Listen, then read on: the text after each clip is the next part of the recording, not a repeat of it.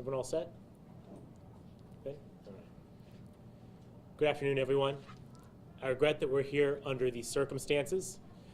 I'd like to begin this afternoon by sending my deepest sympathies to the victims, their families, and their friends. I'm joined this afternoon by Police Chief David Nisleit and Fire Rescue Chief Colin Stowell, who will both be providing updates shortly about the events of this morning, as well as what has been going on since then. But first, I wanted to be here to provide some additional comments about an aspect of this morning's situation that must be addressed. We know that most, if not all, those who were sheltering under that bridge this morning were homeless, and they were there because they felt as though they had nowhere else that they could go. This crash this morning did not have to be so devastating. Let me state it very clearly. A street is not a home. It's not humane or safe to keep allowing our unsheltered neighbors to sleep under bridges, in alleys, or in canyons. And we must take decisive action to provide more compassionate solutions for people experiencing homelessness. But we can, and we will, do more to provide safe shelters for those who need it. As mayor, I have been clear, we will not turn a blind eye to homelessness. We will deal with it head on. We will treat them as people with dignity and respect and get them the assistance that they need. This morning, we have deployed mental health clinicians and offered shelter to those who are impacted. We are working to save any of the belongings that were left behind and taking a proactive approach to reach out to the hospitals and reunite individuals with their possessions. This is on top of the expanded outreach that we announced just last week. I want to speak very clearly to those who are without homes in our city. I want to encourage you. I want to encourage anyone who is staying on our streets to accept the help that we are offering. We have beds, we have services, we can connect you to family, and we can find you a safe place to stay. If you're interested in that offer, please call 211. We will not, and we cannot, turn our back on those who died this morning. We must make sure that they did not die in vain, and that is what we must start about the work to do this afternoon. With that, I'll turn it over to our Fire Chief, Colin Stowell, for an update on the emergency response, and then to Police Chief David Nisleit for an update on the investigations. Gentlemen.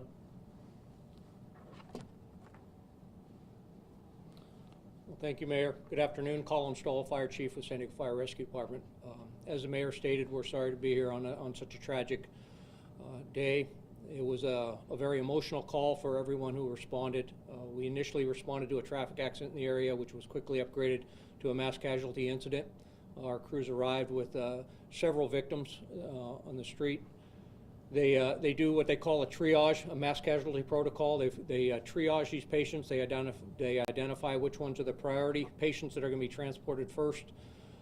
They coordinate with the hospitals so we don't overload on one hospital or not. They separate out these patients and they designate what hospitals they go to. Unfortunately, we did have 3 victims that were dead at scene. Then we transported 2 that were critical patients to UCSD. We transported another 3 patients, 2 to Sharp Memorial and 1 to Mercy.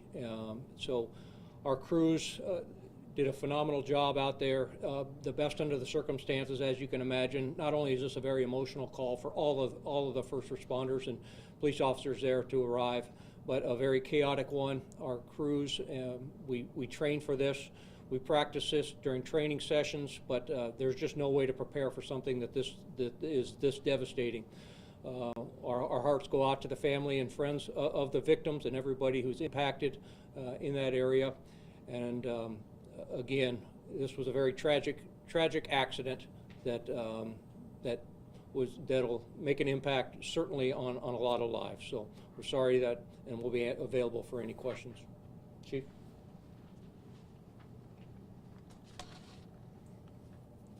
Thanks, Chief Stowell. I also want to offer my deepest condolences to the family and friends and loved ones of those impacted and those that lost their lives this morning. And much like fire personnel, it's just after 9 o'clock that police personnel started receiving multiple 911 calls about an accident with multiple people down. I want to just give you an update on the investigation and where we start right now. At this time, we have a 71-year-old male identified as Gary Voss. Craig Voss, with a date of birth of 3/29/1949, in custody. He is a resident of the city of San Diego, and he is under arrest for 3 counts of vehicular manslaughter, 5 counts of causing great bodily injury while committing a felony, and 1 count of felony DUI. Probably within the last hour, you saw that our scene has been reopened. Our investigators immediately responded to the scene and took charge of that investigation and took charge in case of the part of arresting Mr. Voss, and our investigation continues at this time. So this time, that's really what I have as far as that. Again, my deepest condolences go out to those impacted by this tragic incident. And with that, I'll open it up for questions. Yes, sir. You said 3 counts of vehicular manslaughter, 5 of great bodily injury. That totals 8. There were 9 victims, you said earlier? From my understanding, there's a total of 9 victims. So with any ongoing investigation, this is a very fluid investigation, so it would not surprise me to see additional charges maybe filed later at a later date. But as of right now, it's these charges, the 3 counts of vehicular manslaughter, which for that's 191.5 parens A of the Penal Code. And then the felony DUI is 23-153 parentheses F, DUI drugs causing great bodily injury. And then the last is 12022.7 parens A, which is basically committing a felony and causing great bodily injury or death. So Do you know what the substance was that the driver had used? that will be part of our investigation, and that will come out in the court case. So it wasn't alcohol, or you're not saying right now? I'm just saying he's impaired, but he is under arrest for the 23-153 section, which is the drugs. Impaired while under drugs. There was a witness who described a man who was frantically searching for his dog after the crash. Did you recover any bodies of animals or pets or anything like that? That has not been told to me, so I don't know. We'll have to get back to you on that. I can actually talk to the officers and the investigators at scene, but that has not been relayed to me. Have your investigators been able to talk to the suspect, and has he provided any more information about any other possible causes to the crash, or do you only suspect that impairment was a factor as opposed to other factors like speeding or just being distracted while driving? Yeah, Dave, all I'll say is right now is that he has been cooperative with our investigators, but I'm not going to go into any statements that he might have made. And can you guys provide an update on the surviving victims? Are they expected to survive? And at least 2 were critically injured, we were told earlier, so I don't know if that still stands. Yeah, I'll let Chief Stowell. All I can tell you on the 2 victims that were transported that were in critical condition, the last update that we got is that they were awake, alert, and answering questions, which is a great sign. They definitely had some significant injuries, bodily trauma, but that's all we have as far as the updates on that. And the other patients that were transported were non-critical. Have you all been able to determine the genders of the victims and their ages at this point? Are they all adults even? I do not have all. What has been communicated is that they are all adults. We've not heard any of pediatric patients, but I've not heard any of the genders or the specific ages. Can the mayor or the chief elaborate on the type of counseling or the clinicians that were dispatched? Is this standard with any type of collision that happens like this? And was that help accepted? Was there brief trauma counseling provided rather than just offered? My understanding, the nice thing is we had PERT clinicians, we had some of our social workers and nurses, but also we had multiple police chaplains out there that were going around and offering. My understanding is multiple people did talk to those individuals. So as always, we're always any kind of traumatic incident that we have, we are trying to provide those type of resources, and we'll continue to. And also, we also had some of our partners on the nonprofit side, such as PATH, out there also trying to provide different resources, and that will continue. We'll continue to do that through there, and I know they're there as we speak right now for anybody that's returning to that scene that's either going to try to collect their belongings or just trying to figure out what happened. Obviously, those resources will be there for them, and I would encourage them to take them up on those offers. Have any of them been taken into shelter? My understanding is so far that 3 have taken them up on offers of being sheltered and providing resources, and we're hoping more will take us up on those offers. Mayor What Gloria. this man says about the accident, he lost control, it was the rain, what he said. You know, at this time, that's all part of the investigation. So anytime you have a traffic fatality, our accident bureau investigation comes out and does all this different calculations. They talk to witnesses. Obviously, they're going to talk to Mr. Voss. And they look at the physical evidence, and then they determine exactly what the cause of the accident was. So at this time, that's just part of the investigation that we'll have to continue down this path. Mayor Gloria, can you give an update on the city's efforts to get Fema reimbursement for placing homeless individuals in hotels? I can, and forgive me if I may just go back briefly before answering your question. I want to acknowledge and appreciate the city workers who showed up in response to this effort, both our fire rescue department and our police officers. Much is often written about these professions and their interactions with our homeless folks. What they did today was a part of compassionate extension of assistance to individuals who needed it at a time when it's obviously most urgent. And so I appreciate our city employees, as well as the chief mentioned, our nonprofit partners. I think this illustrates the importance of last week's announcement of having permanent citywide partners in the form of PATH to have clinicians, social workers, and others who can help provide assistive efforts to what the city is doing. Combined, we can make a difference. I'm glad to hear that a handful of individuals have accepted support today. I hope that more will. To your question, we have been long examining this particular program of FEMA reimbursement for the utilization of hotel rooms by unsheltered individuals. Last week I announced, and I believe today, if my staff can help me, today the Housing Commission issued a request for qualifications or request for proposals on partnering with us to do precisely that. So we'll put that out and hopefully solicit some participation. We're talking with other agencies to help potentially allow us to front these dollars.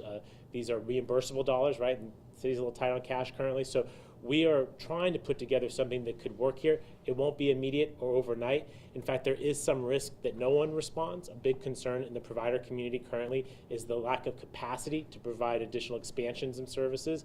But we do have services that are open today where people can be sheltered. And I'd like to have more, whether in the short term in an emergency posture through FEMA, or in the long term by working with communities across the city to be a part of this solution.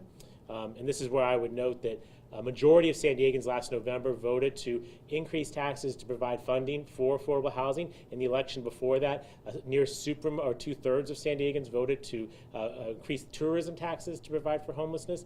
The people of San Diego want change on this issue, and it's incumbent upon all of us to start delivering that change. Do you think this incident warrants any immediate policy intervention? You talked about we cannot allow people to stay on our sidewalks, but kind of suggests a crackdown. Are we going to be sending out police to sweep the encampments and make sure that they're being placed in shelters even if they don't want to? We have provided direction to both San Diego Police Department and to our environmental services to conduct cleanups in a more compassionate posture, not operating at night, not operating during inclement weather. We do need more beds. We need a lot more beds. Beds of all various types, detox beds, behavioral health beds, recuperative beds, long-term, short-term, interim housing beds. We need all that. But there's not a crackdown on homeless folks. What we need is for more folks to avail themselves of the existing opportunities that are out there while we work to increase the overall number of beds. It's probably no accident that about the time I heard of this situation, County Supervisor Nathan Fletcher and I were meeting with some philanthropic partners to explore how we can get more beds, recognizing that that's an urgent concern in the city and in the region as a whole.